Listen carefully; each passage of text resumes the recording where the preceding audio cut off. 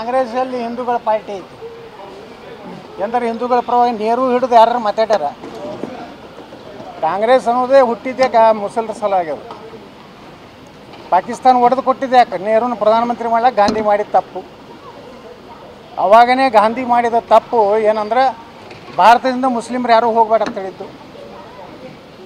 ಅಂಬೇಡ್ಕರ್ ಅವಾಗ ಹೇಳಿದ್ರು 42ರಲ್ಲಿ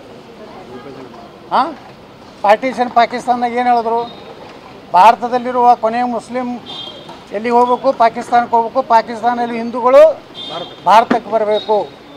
ಎಲ್ಲಿವರೆಗೆ ಭಾರತದಲ್ಲಿ ಮುಸ್ಲಿಮ್ ಇರ್ತಾರೆ ಈ ದೇಶದಲ್ಲಿ ಶಾಂತಿ ನೆಮ್ಮದಿ ಕಲ್ಲು ಹೋಗಿಯವರು ಇರೋವ್ರೆ. ಹಾಳು ಮಾಡೋಕ್ಕೆ ಶಾಂತಿ ನೆಮ್ಮದಿ ಹಾಳು ಮಾಡೋರೇ ಇರೋವ್ರೆ.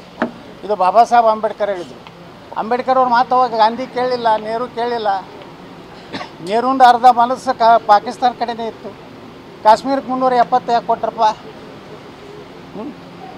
ಎಲ್ಲ ಈ ದೇಶವನ್ನು ಇವತ್ತೇನು ಇವ್ರ ಕೋಮ ಭಾವನೆ ದೇಶದಲ್ಲಿದೆ, ಅದು ಕಾರಣ ನೆಹರು ಮತ್ತು ಗಾಂಧಿ.